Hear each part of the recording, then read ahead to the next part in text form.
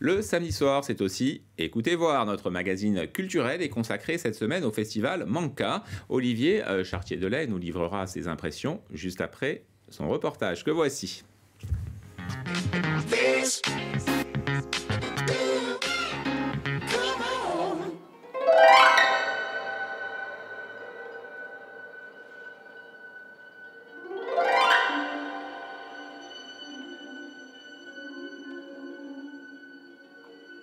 Cette semaine, nous allons sortir des sentiers battus et des airs rebattus. À l'occasion de Manca, le festival des musiques contemporaines ici à Nice, nous allons ouvrir nos oreilles à des sons neufs, à des sons inouïs. La musique contemporaine, il est vrai, n'a pas toujours bonne presse, trop élitiste, trop discordante. Écoutez voir va tenter de dissiper les malentendus.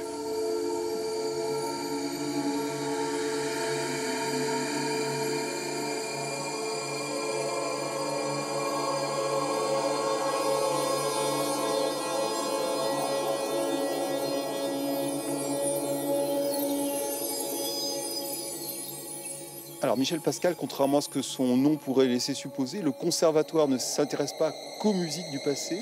Le conservatoire de Nice s'intéresse aussi aux musiques du présent, puisque vous êtes vous-même professeur de composition électroacoustique, je crois, ici même. Exactement. Le conservatoire est là aussi, pas seulement pour conserver, mais aussi pour préparer l'avenir et préparer les jeunes compositeurs de demain, dont on a une belle brochette ce soir.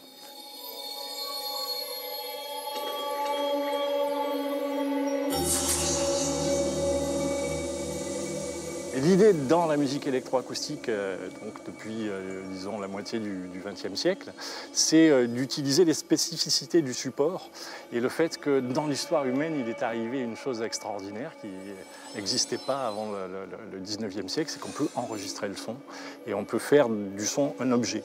Donc avant, pour faire de la musique, il fallait demander à un musicien de prendre un instrument et on lui disait voilà, il faut que tu poses tes doigts là, comme ça. Et on ne pouvait pas entendre la musique si quelqu'un n'était pas là pour la faire avec son instrument.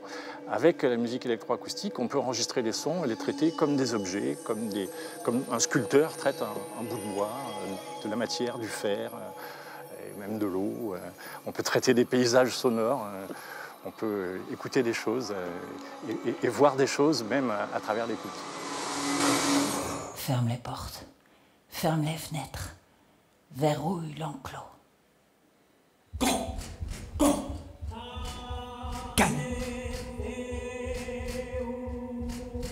Couton.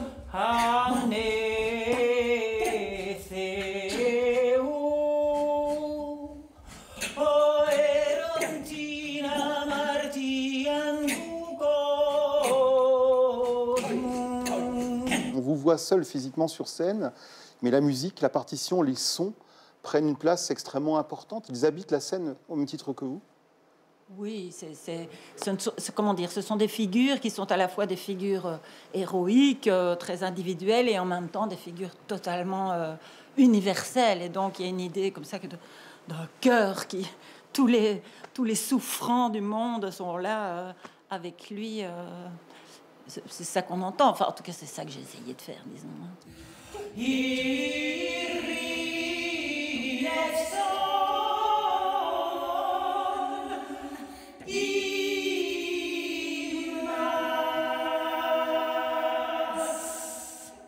Le festival Manca est organisé par le CIRM, le Centre international de recherche musicale, installé à Nice depuis maintenant 50 ans. Le CIRM, qu'est-ce que ça veut dire?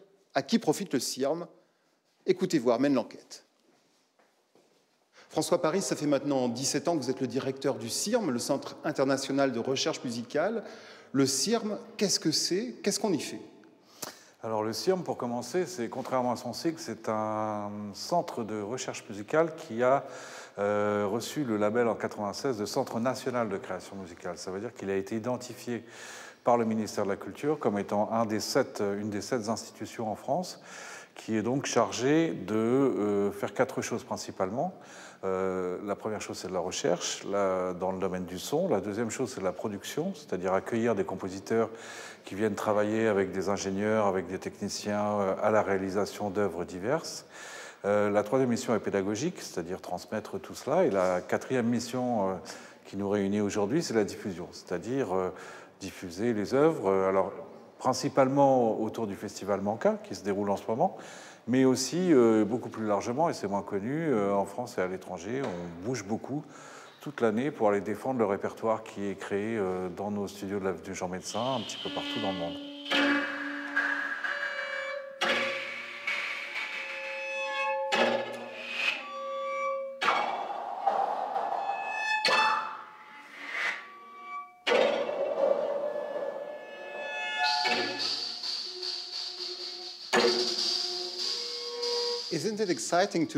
Est-ce qu'il vous amuse ce paradoxe de faire jouer un alto vieux de 3 siècles avec un ordinateur?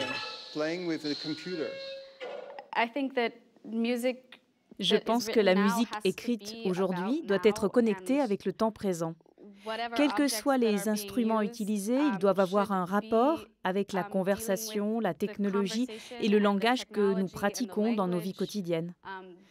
Alors que cet instrument soit vieux de 300 ans, ça n'a pas d'importance. On en joue encore aujourd'hui. Donc, il doit dire quelque chose aujourd'hui avec une voix contemporaine.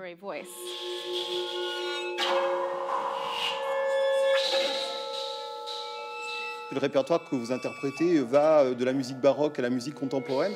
Comment est-ce qu'on arrive à embrasser dans une même gourmandise, dans un même élan, Jean-Sébastien Bach et Pierre Boulez? Je crois que ça, c'est la magie de la musique, je dirais, de transformer des choses, des sons écrits, des sons pensés par des gens, imaginer l'imaginaire des gens par un instrument et de le transmettre à un public. Donc ça, c'est vrai de toutes les époques. Ce miracle du moment du concert, le moment unique du concert où avant il n'y a rien et à un moment on va essayer de toucher l'art et de partager des choses, ça c'est une chose qui est atemporelle.